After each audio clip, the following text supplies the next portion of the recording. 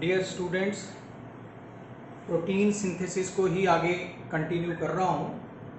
तो protein synthesis part 3 के अंदर हम देखेंगे ट्रांसलेशन प्रोसेस। ट्रांसलेशन, जैसा मैंने लास्ट लेक्चर में बोला था, change of nucleotide language of messenger RNA into the amino acid language of proteins. यानी जब मैसेंजर आरएनए बन गया आफ्टर द ट्रांसक्रिप्शन, तो मैसेंजर आरएनए के ऊपर जो राइबोन्यूक्लियोटाइड्स होंगे उनकी हेल्प से साइटोप्लाज्म के अंदर जो अमाइनो एसिड्स होंगे they will link themselves with the help of peptide bonds to form polypeptides और प्रोटीन्स। और ये जो प्रोसेस होता है, process of formation of proteins with the help of messenger RNA, transfer RNA, amino acids and ribosomes inside the cytoplasm of a cell। कोई prokaryotic cell हो तो उसके भी साइटोप्लाज्म में, कोई यूकैरियोटिक सेल हो तो उसके भी साइटोप्लाज्म के अंदर ये प्रोटीन बनने का जो प्रोसेस है on the messenger RNA with the help of some other cell organelles, इसको हम क्या बोलते हैं? ट्रांसलेशन। ये जो ट्रांसलेशन है, अब इसके हमारे पास जो है अलग अलग स्टेप्स हैं, और ये जो डिफरेंट स्टेप्स हैं ट्रांसलेशन के, इसमें फर्स्ट स्टेप क्या है? Activation of amino acids. As you know, there are 20 different kinds of protein amino acids. 20 different kind of protein amino acids में कि हमारे साइटोप्लाज्म के अंदर अलग अलग तरह के 20 ऐसे अमाइनो एसिड्स हैं जो प्रोटीन बनाने में हेल्प करते हैं, इसलिए उनको हम प्रोटीन अमाइनो एसिड बोलते हैं। There are so many other amino acids which are called as non protein amino acids because they do not participate in the process of protein synthesis। तो ये जो 20 अमाइनो एसिड्स हैं, ये cytoplasm of the cell के अंदर present होते हैं। Before the formation of polypeptide और before the formation of proteins, each amino acid activates itself. हर एक अमाइनो एसिड जो है वो अपने को मोर रिएक्टिव कंपाउंड में चेंज करता है। तो AA मींस अमाइनो एसिड। ये जो अमाइनो एसिड है, कोई भी अमाइनो एसिड होगा इन 20 अमाइनो एसिड्स में से, like glycine, lysine, leucine, isoleucine, tryptophan, methionine, ये जो 20 अलग अलग तरह के अमाइनो एसिड हैं, इनमें से each amino acid combines with ATP in the presence of a specific concentration of magnesium ions and an enzyme amino acyl synthetase। ये जो एंजाइम है अमाइनो एसाइल सिंथेटेज, इस एंजाइम की प्रेजेंस में हर एक अमाइनो एसिड जो है वो ATP की प्रेजेंस में और मैग्नीशियम आयंस की एक खास कंसंट्रेशन की प्रेजेंस में चेंज होता है into more reactive compound that is called as activated form of amino acid. AA means amino acid, and this S-shaped, horizontally placed S-shaped bond is called as high energy bond। तो amino acid, high energy bond AMP, and this enzyme amino acyl synthetase, इन तीनों की combination से जो product बना, इसको हम क्या बोलते हैं? अमाइनो एसाइल एडिनाइलेट और adenylic acid. Amino acyl adenylate और एडिनाइलिक एसिड, एडिनाइलिक एसिड। ये जो एडिनाइलिक एसिड है या amino acyl adenylate, it is the reactive form of amino acid plus PPI, pyrophosphate, यानी एटीपी में से 2 फास्फेट ग्रुप्स जो हैं वो रिलीज हो गए, तो ये है पायरोफास्फेट। तो amino acyl adenylate is the activated form of each amino acid. तो ट्रांसलेशन में सबसे पहला काम क्या होता है कि ये जो 20 different types of amino acids होते हैं inside the cytoplasm of each cell, they convert themselves into amino acyl adenylates, यानी कि अपनी एक्टिवेटेड फॉर्म में। सेकेंड स्टेप, आपने 3 डिफरेंट टाइप्स ऑफ आरएनएज पढ़े हैं जो मेजर टाइप्स हैं, तो उसमें से एक टाइप थी ट्रांसफर आरएनए। और ये ट्रांसफर आरएनए जो है इसका काम क्या होता है, ये इनएक्टिवेटेड अमाइनो एसिड्स को अपनी 3' एंड के ऊपर अटैच करवाता है और अटैच करवाने के बाद मैसेंजर आरएनए के ऊपर इसको ट्रांसफर करता है। इस कारण से इसको हम क्या बोलते हैं, ट्रांसफर आरएनए। यानी ऐसे भी बोल सकते हैं, the function of transfer RNA is to pick up the activated amino acid and transfer the amino acid to a particular part of the messenger RNA. ये इसका काम है, ये शिफ्टिंग, और after picking the amino acid उसको क्या करना, shift करना to the messenger RNA, where the actual process of protein synthesis और पॉलीपेप्टाइड सिंथेसिस टेक्स प्लेस। तो ये जो 20 डिफरेंट टाइप के अमाइनो एसिड्स पड़े होंगे एक्टिवेटेड फॉर्म में inside the cytoplasm of each cell, वहां at least 20 different kinds of transfer RNA molecules भी पड़े हुए। एटलीस्ट बोल रहा हूं मैं, एटलीस्ट इसलिए बोल रहा हूं बिकॉज ईच अमाइनो एसिड, और दूसरे तरीके से भी बोल सकते हैं each transfer RNA is amino acid specific.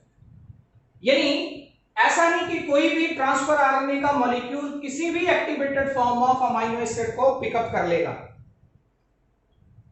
हर एक अमाइनो एसिड के लिए एक खास किस्म का ट्रांसफर आरएनए का मॉलिक्यूल होगा। तो जितने टाइप के प्रोटीन अमाइनो एसिड्स हमारे साइटोप्लाज्म में पड़े होंगे, कम से कम उतनी टाइप के तो फिर ट्रांसफर आरएनए के मॉलिक्यूल भी वहां होंगे ही। तो हर एक ट्रांसफर आरएनए जो है एक खास किस्म के एक्टिवेटेड अमाइनो एसिड को क्या करेगा, अपने 3' एंड, ये थोड़ा ध्यान में मैं ला दूं, ये इस तरह का स्ट्रक्चर था ट्रांसफर आरएनए के मॉलिक्यूल का, ये ऐसे क्लोवर लीफ लाइक स्ट्रक्चर।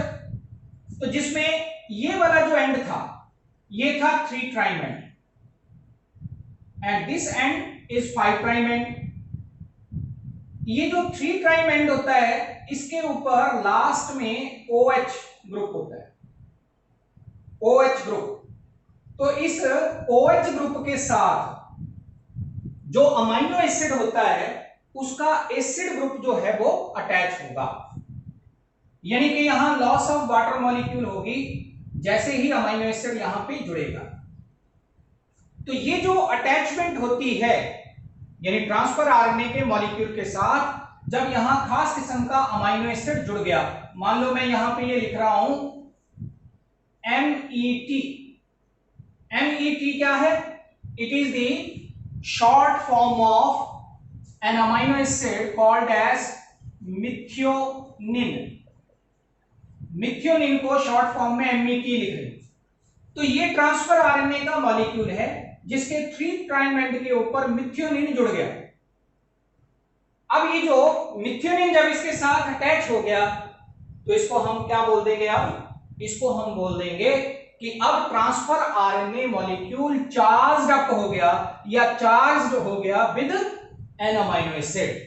तो ऐसे ट्रांसफर आरएनए के मॉलिक्यूल को हम चार्ज्ड ट्रांसफर आरएनए मॉलिक्यूल बोलते हैं, जिसके 3' एंड के ऊपर अटैच हो गया, जिसके 3' एंड के ऊपर अटैच हो गया अमाइनो एसिड। तो यहां से जैसे अमाइनो एसिड, यानी ये activated form of amino acid है, जो ये बनी थी अमाइनो एसाइल एडिनाइलेट, इसको ट्रांसफर आरएनए ने पिकअप किया और ये जो हमारे पास एक स्ट्रक्चर बन गया इनकी कॉम्बिनेशन से, यानी अमाइनो एसिड ट्रांसफर आरएनए इकट्ठा जो ये स्ट्रक्चर बन गया, इसको हम क्या बोलेंगे? Amino acid transfer RNA complex. Amino acid transfer RNA complex, या इसको हम क्या बोलेंगे? Charged transfer RNA. तो इस इंटायर प्रोसेस को हम चार्जिंग ऑफ ट्रांसफर आरएनए बोल देते हैं। नेक्स्ट है, इसके बाद अगला हमारे पास जो स्टेप आता है that is initiation of polypeptide. अब कहने का मतलब हमारे पास रॉ मटेरियल्स आ चुके हैं प्रोटीन सिंथेसिस के लिए। अमाइनो एसिड ने जुड़ना है तब पॉलीपेप्टाइड चेन या प्रोटीन्स बननी है। लेकिन अमाइनो एसिड को अटैच करवाने में हेल्प कौन कर रहा है? ट्रांसफर आरएनए का मॉलिक्यूल। तो उसकी चार्जिंग हो गई, यानी उसके साथ अमाइनो एसिड अटैच हो गए। अब हमारे पास एक किस्म के रॉ मटेरियल तैयार हैं मैसेंजर आरएनए के मॉलिक्यूल के ऊपर। अब प्रोटीन सिंथेसिस का या पॉलीपेप्टाइड सिंथेसिस का जो प्रोसेस है वो इनिशिएट होगा। अब थोड़ा सा यहां पे मैं डिफरेंशिएट कर दूं, व्हाट इज पॉलीपेप्टाइड? तो पॉलीपेप्टाइड क्या होती है? ए चेन ऑफ अमाइनो एसिड्स। जब एक अमाइनो एसिड, ऐसे अगर मैं ले लूं कि ये हमारे पास जो है कोई अमाइनो एसिड है AA1, ये जुड़ गया AA2 अनदर अमाइनो एसिड के साथ, then AA3 amino acid number 3। जब ये amino acid end to end ऐसे जुड़ते जाएंगे विद द हेल्प ऑफ, इनके बीच में जो बॉन्ड्स बनेंगे उन बॉन्ड्स को बोलते हैं पेप्टाइड बॉन्ड्स। जब 3 अमाइनो एसिड ऐसे आपस में जुड़ गए with the help of 2 peptide bonds, तो इसे हम बोलते हैं ट्राइपेप्टाइड। अगर 2 जुड़े हुए हैं तो इसे बोलेंगे डाइपेप्टाइड। अगर एक और जुड़ गया तो ये टेट्रापेप्टाइड, और कई सारे अगर जुड़ गए then it is known as polypeptide. So you can say the long chains of amino acids in which various amino acids are linked together with the help of peptide bonds. उन long chains को हम polypeptides बोलते हैं। किसी protein के structure में single polypeptide chain भी हो सकती है, यानी कि एक पॉलीपेप्टाइड चेन भी ऐसे हो सकती है, और एक से ज्यादा भी हो सकती है। For example, in case of haemoglobin protein there are 4 polypeptide chains. In case of insulin hormone, which is chemically a protein, तो उसमें 2 polypeptide chains होती हैं, 2 polypeptide chains होती हैं अमाइनो एसिड्स। तो अब मैं बात करता हूं इनिशिएशन ऑफ पॉलीपेप्टाइड। देखो, ये जो पॉलीपेप्टाइड बनने का काम है ये कुछ फैक्टर्स की प्रेजेंस में होगा। इन केस ऑफ प्रोकैरियोट्स ये फैक्टर्स होंगे 3 in number and these are termed as IF3, IF2 and IF1. Here I stands for initiation, F stands for factor. So in case of prokaryotes there are 3 initiation factors which are responsible for the initiation of polypeptide chain. IF3, IF2, IF1. Serial order में याद रखना है, तो IF1, IF2, IF3. In case of eukaryotes, अगर हम eukaryotes में बात करें तो पॉलीपेप्टाइड की इनिशिएशन के लिए 9 फैक्टर्स हैं। 9 फैक्टर्स।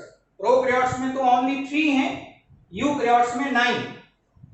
ये 9 फैक्टर्स जो हैं रिमेंबर करने के लिए हम ऐसे भी कर सकते हैं, EIF1, here E stands for eukaryotes. Prokaryote से यूकैरियोट को डिफरेंशिएट करने के लिए स्मॉल e इन फैक्टर्स के आगे लगा हुआ। तो EIF1, EIF2, EIF3, तो 3 तो ये हो गए। फिर उसके बाद जो 4 वाले हैं वो 4 हैं, EIF4A, EIF4B, EIF4C, EIF4D।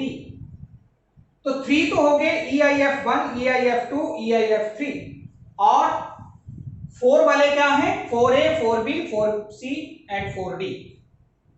तो ये हमारे पास 7 हो गए और लास्ट में 2 आ गए EIF5 एंड EIF6। ये रिमेंबर करने के लिए मैंने एक वेव आउट जो है वो आपको बताया है कि इस तरीके से कर सकते हैं यार। तो ये टोटल 9 इनिशिएटिंग फैक्टर्स होते हैं इन case of eukaryotes and 3 in case of prokaryotes, जिनकी हेल्प से पॉलीपेप्टाइड की इनिशिएशन का प्रोसेस जो है वो होता है। अब इनिशिएशन में सबसे पहले क्या होगा? तो सबसे पहले होगा, देखो राइबोसोम्स जो होते हैं हमारी बॉडी के अंदर, जो राइबोसोम्स होते हैं, अगर प्रोकैरियोटिक राइबोसोम हो तो उसमें 2 सब यूनिट्स होती हैं। स्मॉलर सब यूनिट जिसको हम बोलते हैं 30S एंड लार्जर सब यूनिट जिसको हम क्या बोलते हैं 50S। ये प्रोकैरियोटिक राइबोसोम की मैं बात कर रहा हूं। अगर यूकैरियोटिक राइबोसोम की बात करें, then the smaller subunit is of 40S and larger is of 60S। ये यूकैरियोटिक है, यू, और ये क्या है प्रोकैरियोटिक। अब सबसे पहले चाहे यूकैरियोट हो चाहे प्रोकैरियोट हो, स्मॉलर सब यूनिट ऑफ राइबोसोम जो है वो अटैच करेगी अपने आप को at the 5 prime end of messenger RNA. जो messenger RNA during the transcription process manufacture हुआ है, उस मैसेंजर आरएनए के 5 प्राइम एंड के ऊपर, यानी जिस साइड के ऊपर कैप होती है, जी कैप, मिथाइलेटेड जी कैप जिधर है, उस साइड के ऊपर सबसे पहले स्मॉलर सब यूनिट, प्रोकैरियोट में 30S, यूकैरियोट्स में 40S, ये अपने आप को अटैच करवाएगी। लेकिन अटैचमेंट इस तरीके से होगी दैट द इनिशिएशन कोडोन, जो फर्स्ट 3 न्यूक्लियोटाइड्स होते हैं on the messenger RNA which we have already studied, इनको हम क्या बोलते हैं इनिशिएटिंग कोडोन्स। तो फर्स्ट 3 जो न्यूक्लियोटाइड्स होते हैं वो या तो होते हैं AUG या होते हैं GUG, ठीक है। तो इस तरीके से स्मॉलर सब यूनिट 30S और 40S अपने आप को 5 प्राइम एंड के ऊपर मैसेंजर आरएनए के अटैच करवाएगी, ताकि कोडोन जो होते हैं AUG या GUG, जो इनिशिएशन कोडोन जिनको हम बोलते हैं, they remain at P site. क्योंकि एक और चीज आगे, ये जो लार्जर सब यूनिट होती हैं राइबोसोम्स की, इनके सेंटर में एक ग्रूव होता है, सेंटर में ऐसे एक ग्रूव होगा, यहां भी। इस ग्रूव को हम क्या बोलते हैं? इसको बोलते हैं टनल, इसको बोलते हैं टनल। और इस टनल के इस साइड पे ये है A साइड यानी एक्सेप्टर साइड, और ये है P साइड यानी कि पेप्टाइड साइड। तो इस तरीके से स्मॉलर सब यूनिट जुड़े ताकि P साइड जो है वो किसके अपोजिट लाई करनी शुरू करे, अपोजिट टू इनिशिएटिंग कोडोन, जो कि हमेशा क्या होता है आइदर AUG और GUG।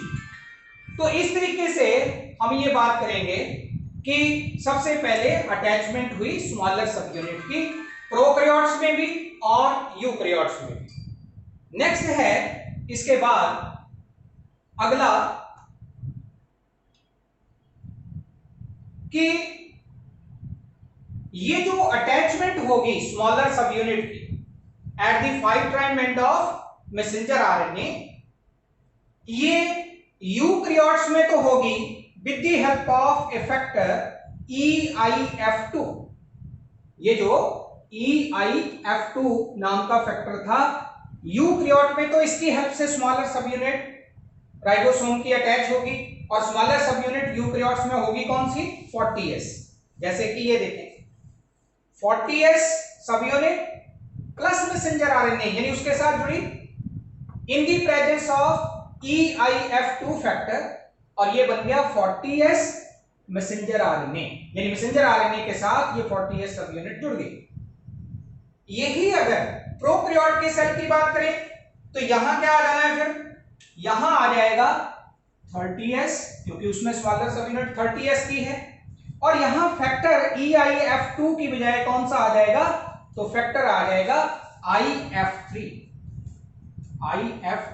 इनिशिएटिंग फैक्टर 3 प्रोकैरियोट्स में जो स्मॉलर सब यूनिट की अटैचमेंट के लिए रिस्पॉन्सिबल है। नेक्स्ट है फिर इसके बाद अब ट्रांसफर आरएनए मॉलिक्यूल, जो फर्स्ट ट्रांसफर आरएनए मॉलिक्यूल, यानी कि ये जो first amino acid transfer RNA complex होगा, वो जुड़ेगा किसके साथ, वो जुड़ेगा टू दी मैसेंजर आरएनए। अब ये जो मैसेंजर आरएनए के ऊपर जब स्मॉलर सब यूनिट जुड़ गई, तो अब जो फर्स्ट हमारे पास बना होगा amino acid transfer RNA complex, वो जुड़ेगा to the initiating codon at P site, to the initiating codon at P site. अगर तो इनिशिएटिंग कोडोन होगा AUG, अगर इनिशिएटिंग कोडोन होगा AUG, तो उसके साथ जुड़ेगा first transfer RNA amino acid complex, कौन सा, मिथियोनिन। तब तो मिथियोनिन वाला transfer RNA amino acid complex जो है वो जुड़ेगा टू दी मैसेंजर आरएनए। और अगर फर्स्ट ट्रिपलेट कोडोन होगा GUG, तो फिर एक और अमाइनो एसिड होता है जिसका नाम क्या है, वैलीन। तब उसके वाला transfer RNA amino acid complex जो है, यानी वैलीन कैरिंग जो ट्रांसफर आरएनए जो होगा, वो जुड़ेगा विद द मैसेंजर आरएनए। लेकिन ये transfer RNA amino acid complex जो होगा, वो मैसेंजर आरएनए और ये स्मॉलर सब यूनिट के साथ जुड़ेगा in the presence of another initiating factor EIF3 and energy is provided by GTP। तो GTP नाम का जो ट्राइफॉस्फेट है वो एनर्जी देगा, और इस फैक्टर की प्रेजेंस में अब जो पहले दो चीजों का कॉम्बिनेशन था, अब ये तीन चीजों का कॉम्बिनेशन बन गया, यानी 40S सब यूनिट, यानी स्मॉलर सब यूनिट मैसेंजर आरएनए के साथ ऑलरेडी जुड़ी थी, अब पहला transfer RNA amino acid complex यानी मिथियोनिन भी आके जुड़ गई। इसका मतलब इस केस में पहला इनिशिएटिंग कोडोन क्या है, AUG। अगर GUG होता तो यहां क्या आ जाना था, VAL, यानी कि वैलीन कंटेनिंग आरएनए। ठीक है, तो ये, लेकिन यही चीज अगर होगी इन केस ऑफ प्रोकैरियोट्स, तो यहां पे यूनिट आ जाएगी 30S, और यहां पे ये हमारे पास EIF3 की बजाय क्या आ जाना है, IF2, यहां पे आ जाएगा IF2, जो कि रिस्पॉन्सिबल होता है first transfer RNA amino acid complex की अटैचमेंट के लिए।